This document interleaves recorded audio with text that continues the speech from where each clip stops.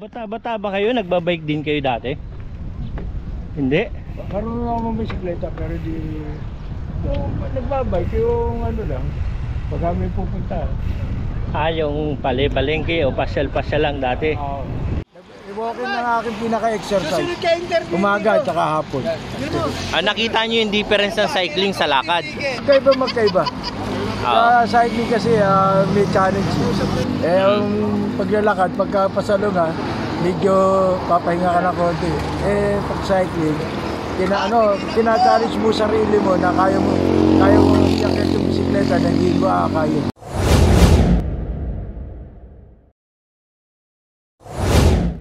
Good afternoon guys, dito tayo ngayon sa Combado, Balamban. Bike 101 kami with 71 years old. Engineer, pakilala kayo. Engineer Nuki. Sunny Nuki. Nung nakasama niya ako, parang nahiligan niya raw magbike. Mukhang nabudol natin to Ano? Pwede lang ako hanggang patag, hindi pwede pa pasalunga. Oo. Gagawin din yung basic ang sibulup. Ayun, papunta kami ng Balamban proper and may pupuntahan kaming Cambuhawi Spring. Para doon sa mga ibang bibisita rito sa atin, yun yung marerecommend nating relax. Oh.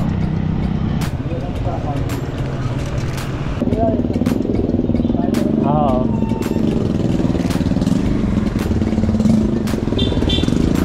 Dito tayo.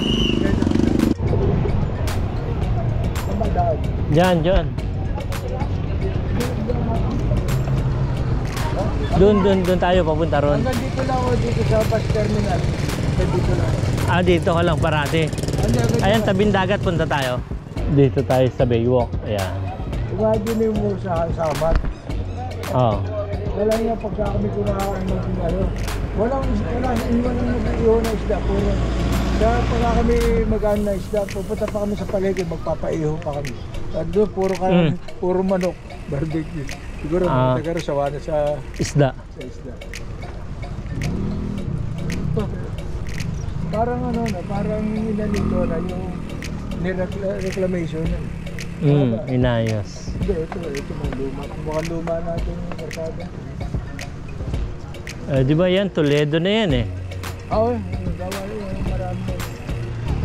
Ito ang port ng Balamban, Cebu.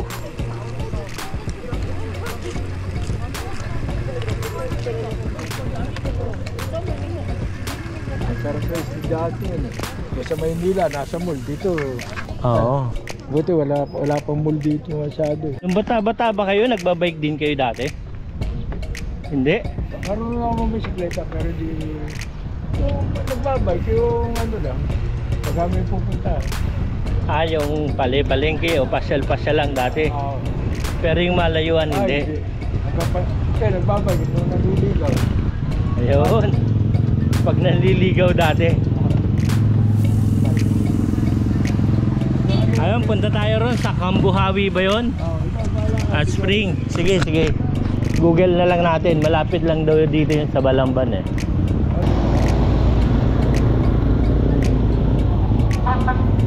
Kakaliwa tayo dyan. TCH Sandaan. Ito, kakaliwa tayo rito papuntang Cambuhawi. Ito yung TCH.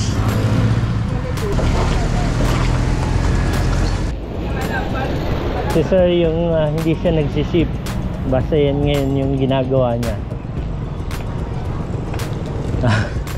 Para siyang naka single speed. Pero sabi niya yung hotspot niya. Kakanan tayo dyan sa unahan. Ayun lang pala. Papasok na tayo. Turn left tayo.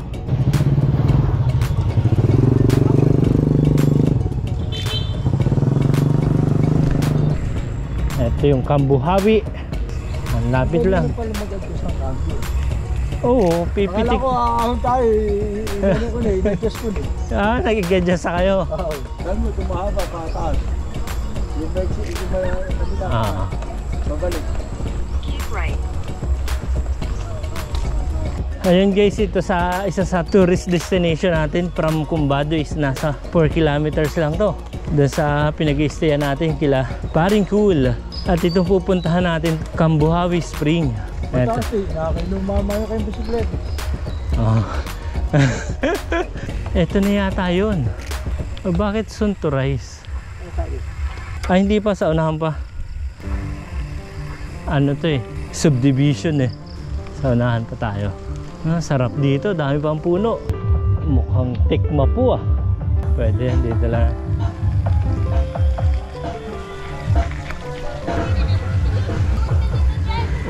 Dagan pa itong sunod, ha? Kuya, dito ba yung Cambuhawi spring? Niligaw tayo ni Google. Aakyat pala tayo ron sa taas eh. Mali yung tinuro ng Google eh. Basic.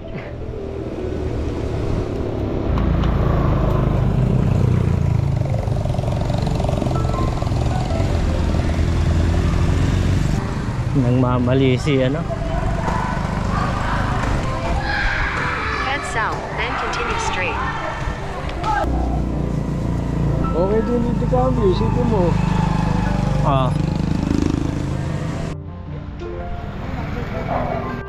Wala nang tao eh.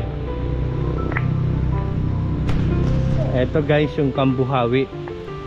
Naligaw pa kami yan and ang Strava natin is Buto pare, tumba, hindi 7. Oo. I love Cambuhawi. Ayun guys, pababa na tayo rito sa Cambuhawi Spring. Ay, ganda ng pool. Mayaman ang Cebu sa spring. Yung mga bukal. Ayan, dito may mga cottage. Walang tao eh. Kumbaga walang nagbabantay. Sarado. Pero yun guys, makikita natin sarado na yun. No entry. Pero yan mapapaliguan. Ganda.